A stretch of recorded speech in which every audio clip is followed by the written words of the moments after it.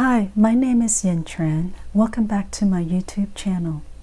Today, I would like to talk about forgiveness, which I feel is probably the most important practice we must do to heal ourselves physically, mentally, and emotionally. When we forgive, we transform ourselves, and in turn, we transform others. Now, after I had my spiritual awakening back in 2013, I decided to forgive everyone who I've had issues with in my life. I've come to realize that forgiveness is not really about that other person. It was more about me. I asked myself, why am I holding to so much anger and resentment when that other person doesn't really even know? And in the end, I was the one who was suffering. And when I set my intention to forgive, I felt so light and so free. It was difficult at first. I had to literally create this mantra in my head saying, I forgive you, I forgive you, I forgive you. And eventually it rang true. When you forgive that person, you are basically letting go of the past and accept that person for the way he or she is.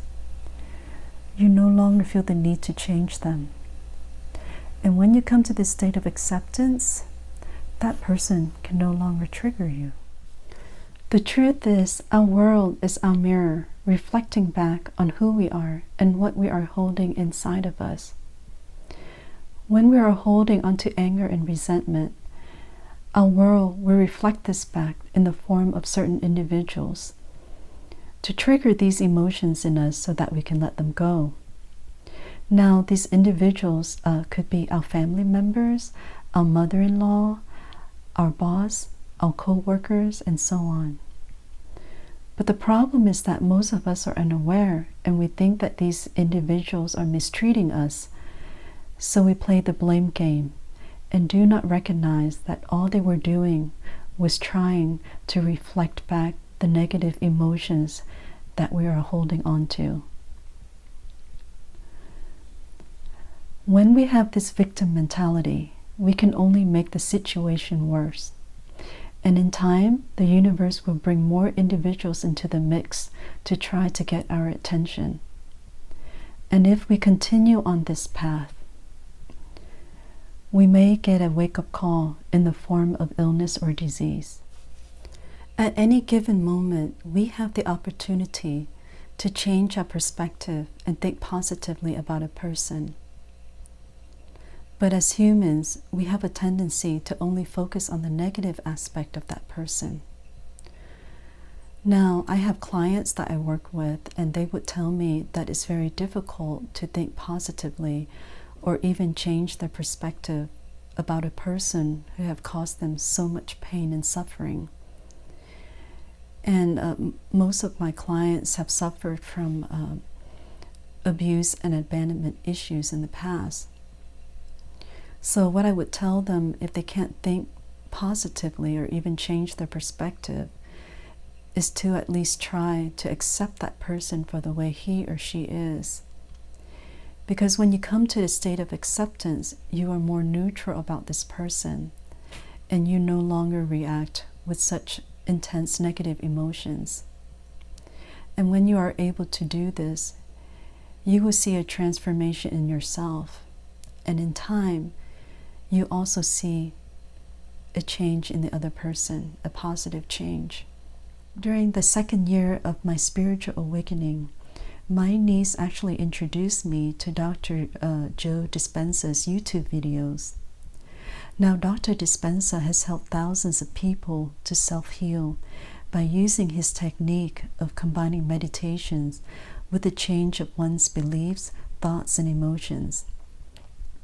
Now, I really resonated with his teachings because I myself use the same technique to heal myself. But what really caught my attention was his scientific explanations about how negative thoughts and emotions can affect our body. What he was saying was that every time we think of a negative experience, we are literally attacking our own cells in our body. And when we replay these negative experiences over and over again, in time, it can lead to disease and illness. And while we're on the subject of illness and disease, I actually bought this book last year, which was written by Miss Louise Hay. The title of this book is called You Can Heal Your Life, and it was a #1 New York Times bestseller. I really like this book because Miss Louise Hay believed that through forgiveness, we can really heal ourselves.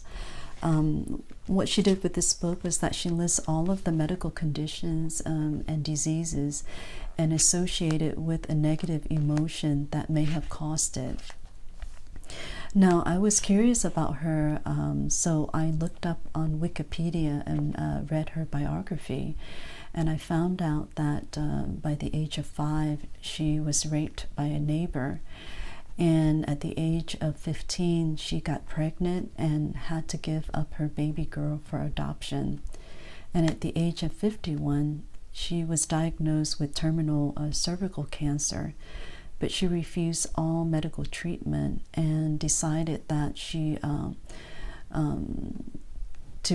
decided to forgive the person who raped her, and she finally was able to heal herself. I also found out that she passed away in 2017 during her sleep.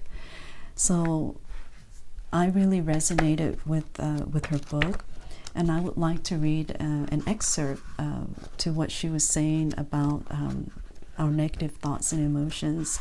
So this is what she wrote. We create every so-called illness in our body.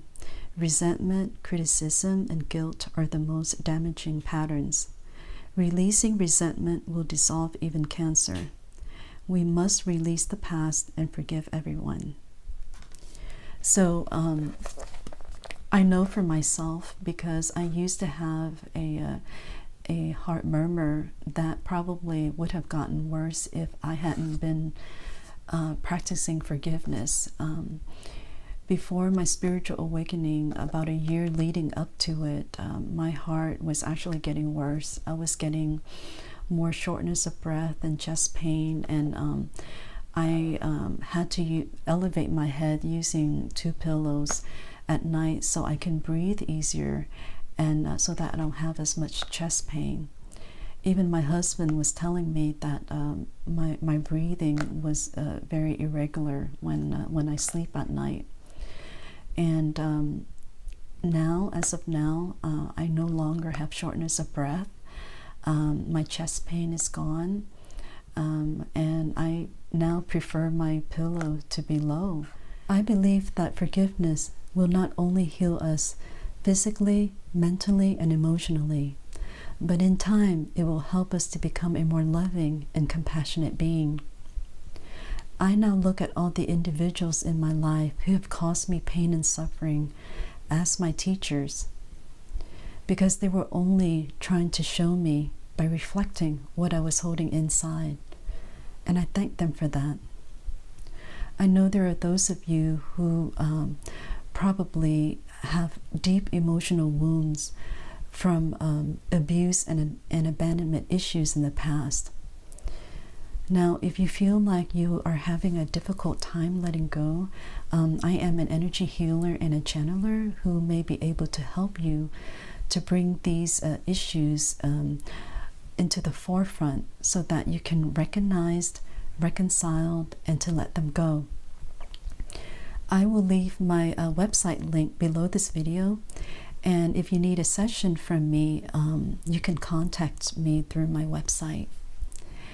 And if you like my video, please give it a thumbs up and subscribe. Thank you so much for watching.